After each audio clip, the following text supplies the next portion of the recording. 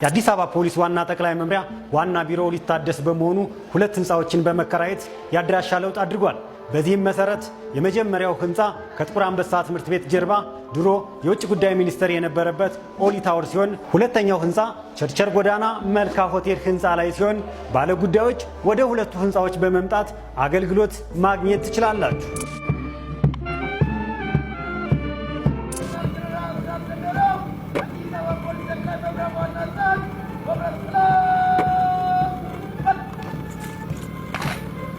ኦሊ ታወር የሚባለው ላይ የሚሰጡት አገልግሎቶች የጠቅላይ መምሪያው ዋና አዛዥ ከነቺፍ ስታፋቸው ቺፍ ኦፍ ስታፋቸው ጽሕፈታቸው ድረስ አለ።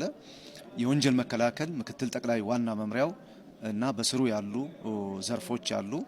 የወንጀል መራ ምክትል ጠቅላይ ዋና መምሪያ ኃላፊና በስራቸው ያሉ ዘርፎች አሉ። ዋና መምሪያዎች በደረጃ ያሉ የሎጂስቲክስ ዋና መምሪያ በዚሁ ህንፃ ውስጥ ይገኛል። የሰው ሀብት አስተዳደር ዋና መምሪያም በተመሳሳይ በዚሁ አገልግሎቱ ይሰጣል። እንደገና እዚሁ ላይ በተጨማሪ የግዥ ፋይናንስ ዋና መምሪያ በስሩ ባሉ ዘርፎች ጋር በዚሁ ህንፃ ውስጥ ተገኝተው አገልግሎት የሚሰጡ ናቸው።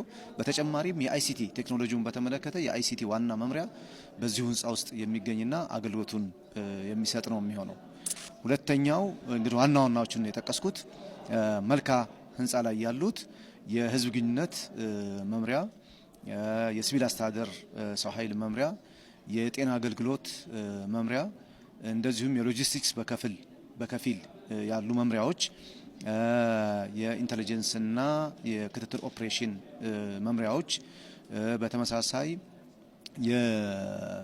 የአይሲቲ የተወሰኑ ክፍሎች እንዲሁም ስቶሮችና ልዩ ልዩ የስራ ክፍሎች በዛ ህንፃ ውስጥ የሚገኙ ይሆናል። እንደ ኦዲት፣ ህግ አገልግሎት ምናምን የሳሰሉ በርካታ የስራ ክፍሎች በዛኛው ውስጥም በሁለተኛው ህንፃ ውስጥ የሚገኙና አገልግሎታቸውን የሚሰጡ ናቸው። ሁለቱ ህንፃዎች በጣም በቅርብ ርቀት ላይ የሚገኙ ስለሆነ ተመጋግበው ስራቸውን መስራት ታሳቢ ተደርጓል። በዚህ መንገድ አዲሱ ህንፃ አገልግሎት የሚሰጥበት ይሆናል። የራሳችን ነባሩ ህንፃ ግን እድሳቱ ከ6 ወር እስከ 8 ወር ግፋ ቢል አመት ባልሞላ ጊዜ ውስጥ ተጠናቆ ያልቃል። እሱ ተጠናቆ እስከሚያልቅ ድረስ በሙሉ ስራዎች የአዲስ አበባ ፖሊስ ጠቅላይ ዋና መምሪያ በስሩ ያሉ ዘርፎች ስራቸውን በእነዚህ ህንፃዎች ውስጥ ነው ያከናውናሉ ማለት ነው።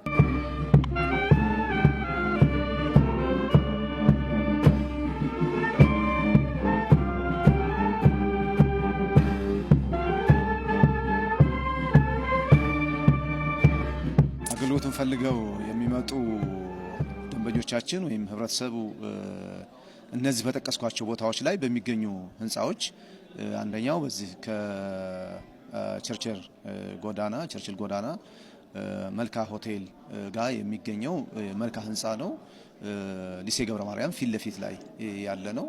ይሄንኛው ደግሞ በግልባጩ በትምህርት ቤቱ ግልባጭ ወይም ደግሞ ውዳሴ ዳግኖስ ዝቅ ብሎ በዛው ትይዩ የሚገኝ ነው። ስለዚህ እነዚህ ቦታዎች ላይ መጥተው በጠቀስኳቸው አገልግሎቶች በሚሰጡበት ዘርዝራቸው በነበረው የአገልግሎት አሰጣጦች ላይ መጥቶ መገልገል ይቻላል። በጣም ዝግጁ ምቹ የሆነ የአሰራር ስርዓት ፈጥረናል።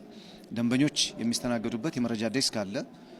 ስነ ስርዓት ፖሊሶች አሉን በሁለቱም ቦታዎች ላይ። እነዚህ ሰዎች በሚሰጧቸው የመረጃ ዴስክ በሚሰጠው ጥቆማና የስነ ስርዓት ፖሊሶች የሚያስፈልገው ቦታ ላይ ያስተናግዷቸዋል።